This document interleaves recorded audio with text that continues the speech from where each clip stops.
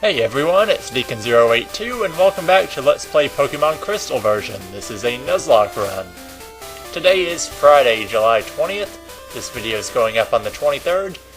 And between episodes I leveled up Subito to level 6 because, well, I didn't feel like showing those battles on screen. So we can pick up a few items such as berries. I didn't really talk about them in the first episode, but berries are going to play a big part in what I do in this series early on. Because, like I mentioned, I cannot buy healing items and I have to work with what I can find. So, early on I'll be going back and picking up a lot of the berries many times, because you can pick them up once per day. But we're going to head back to Professor Elm's laboratory here and see what all the commotion was about that he talked about last episode. So if you're not fully healed at this point, you'll want to make sure you do that, but I already am. But we're stopped by the boy with the red hair that we saw outside the lab first episode. You got a Pokemon at the lab. What a waste, a wimp like you. Don't you get what I'm saying? Well, I too have a good Pokemon. I'll show you what I mean. And we encounter our first battle of the series. Apart from the two I did off screen, this is against question marks. And he sends out a Cyndaquil. Oddly enough, he has one of our starter Pokemon choices. I wonder how he ever got that. Now, you will be battling against the starter that has the type advantage. However, there are no moves that he will know that will be able to damage you super effectively.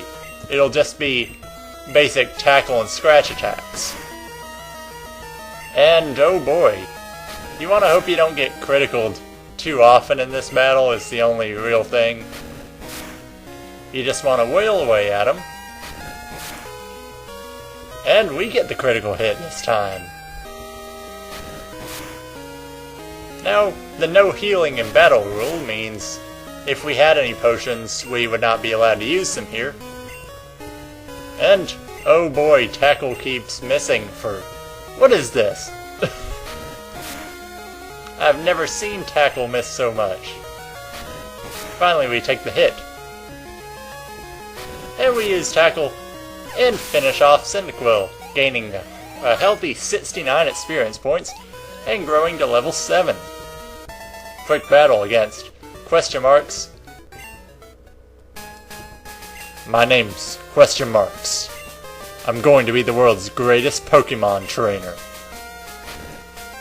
Well, that sure is a nice intro. We get fully healed at the end of the battle, so I'm going to make my way to New Bark Town again, and I will meet you guys there. So here we are back in New Bark Town, going into Professor Elm's laboratory. And we have, looks like a police officer.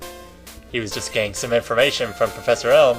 Apparently a young male with long red hair stole a Pokemon from the lab. Did we happen to get his name? Yes, his name. Well, he didn't exactly tell us his name now, did he? He just said, 3 question marks. So I'm going to go with my standard rival name here. Seller was his name. Thank you for helping. It's quite an inside joke, not going to lie. Oh yes, what was Mr. Pokemon's big discovery anyway? He discovered that he didn't have a horse. Oh, this! Steps back there is a Pokemon egg. If so, it's a great discovery. And apparently we met Professor Oak, even though I really didn't commentate last episode. But we met Professor Oak and got a Pokedex last episode.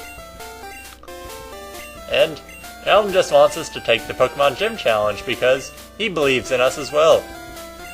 So we need to go talk to our mom, but first we have to talk to his aide, who's going to give us, it says Pokeball, but it's actually 5 Pokeballs for free. And this will officially start our Nuzlocke challenge.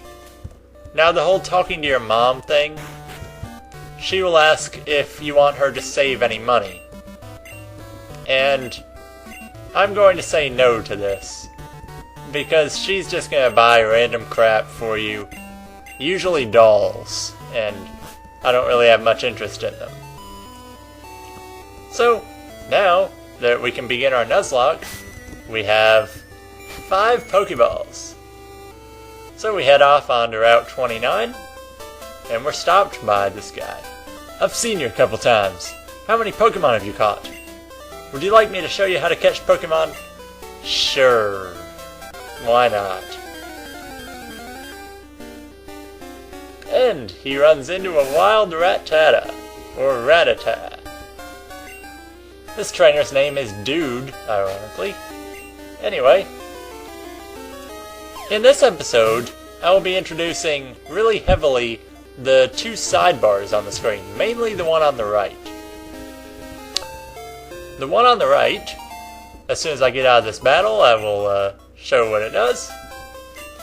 The one on the right will show encounter rates for every single route and area that we will be going on.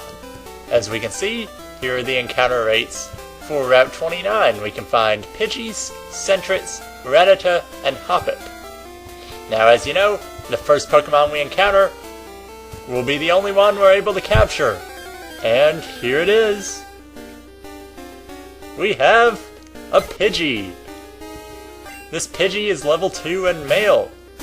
On the bottom of the screen, I will be also doing bios of the Pokemon like I did with the starters.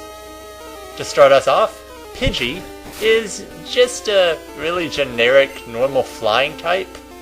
It doesn't really learn much else besides normal and flying type moves. It evolves into Pidgeotto at level 18, and then again into Pidgeot at level 36. And in general, they're probably the best Pokemon you can get on this route for long term, but that's not saying a lot. I'll go into the other Pokemon on the route after I catch this Pidgey. There we go. First Pokemon captured. The very first team member, Pidgey. It's a tiny bird, yeah, I mentioned that. And as for a nickname, well, in my first Nuzlocke I caught a Pidgey on this route, and it was named Dean. So in this game, we're also going to have a Pidgey named Dean. I also promised myself the first Pokemon I catch would be named Dean. Okay, as for the other Pokemon we can get, I will do the bios while I head through this route. You can also find Sentret, which is even more generic than Pidgey. It is just a normal type.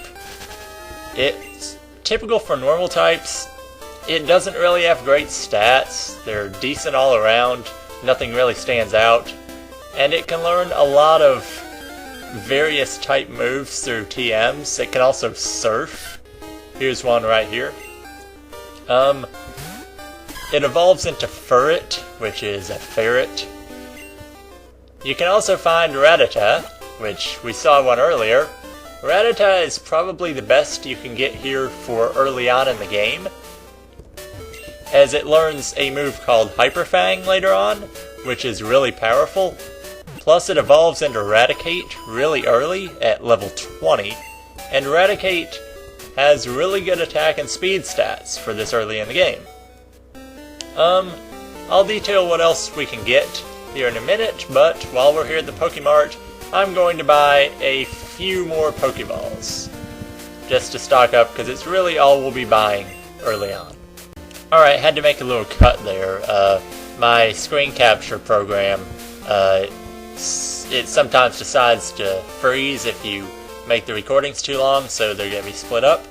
Here we'll head on to Route 30, the next route. As you can see on the side of the screen, at this time of day we can catch Caterpie, Weedle, Hoppip, and Pidgey, which we already have.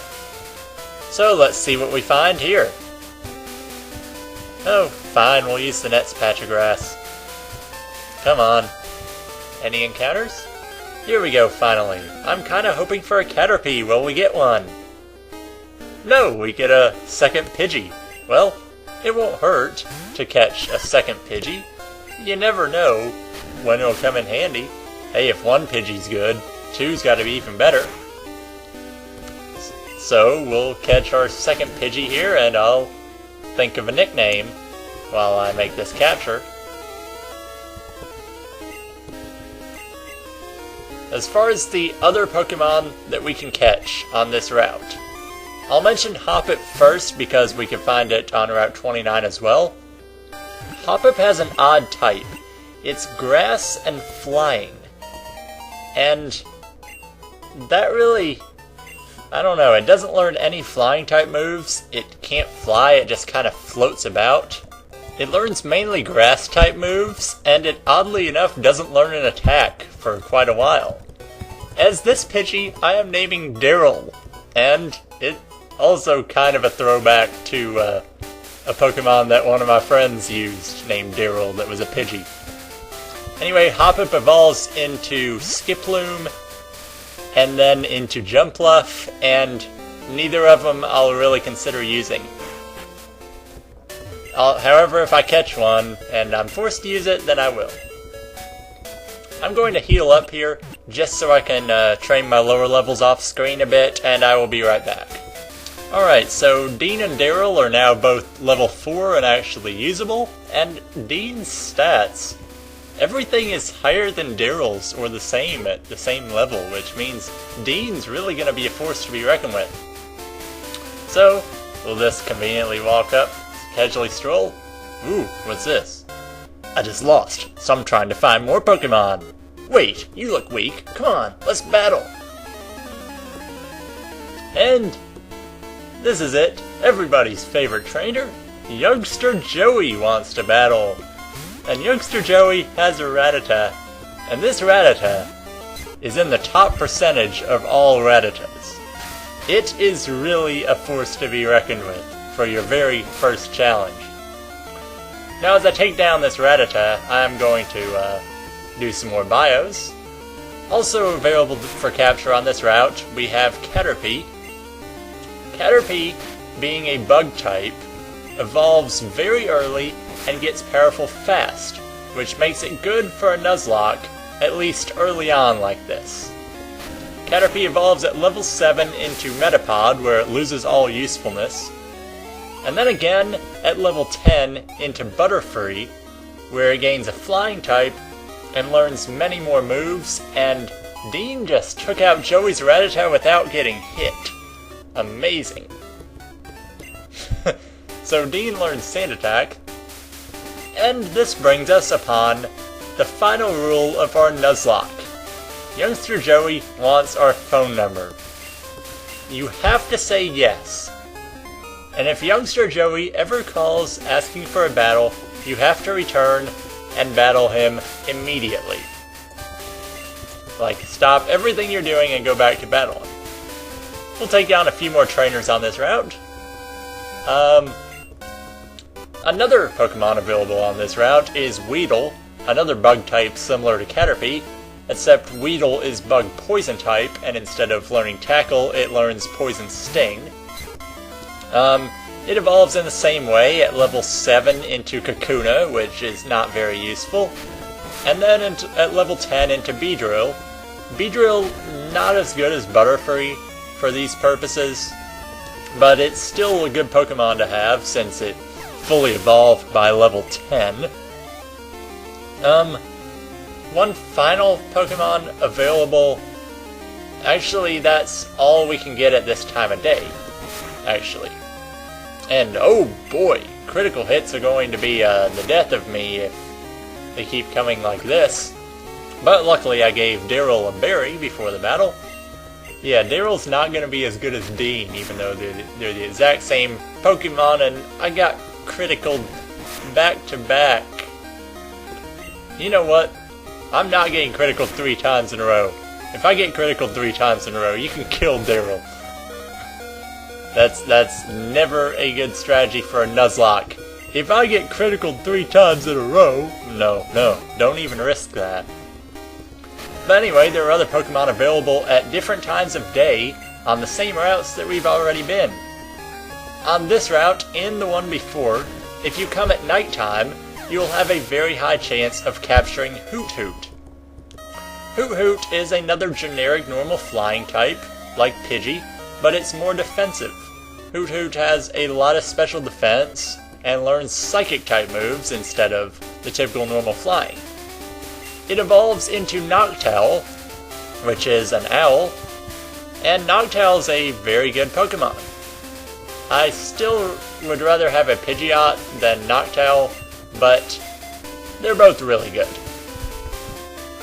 There's one more trainer on this route. I believe he's a bug catcher. Yes, a bug catcher. Speaking of bugs, if you come onto this route in the morning, you will be able to find Lediba.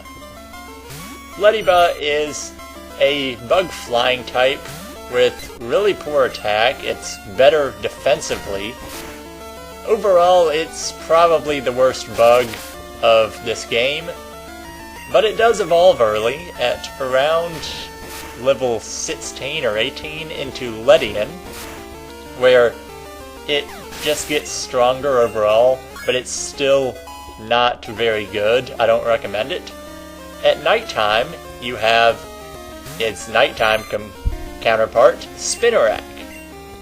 Spinarak is a bug poison type, like Weedle, and Spinarak is better than Weedle, I think. It evolves into Ariados, which is a giant spider, learns a lot of decent moves.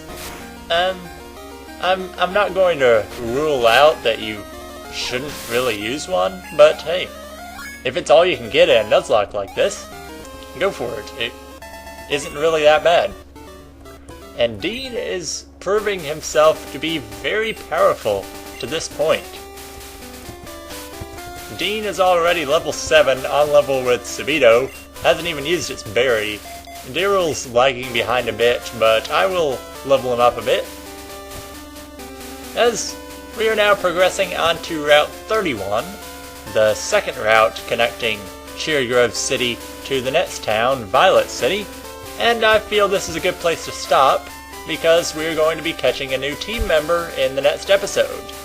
Actually, hopefully 2 new team members. So this has been Deacon082 with my Pokemon Crystal version Nuzlocke, and I will see you again on Wednesday. Well, that certainly didn't take long. After I stopped the recording and I was just getting ready to save the game, Joey already wants to battle. So first things first, in episode 3, we will be taking care of Youngster Joey for the second time. See you then.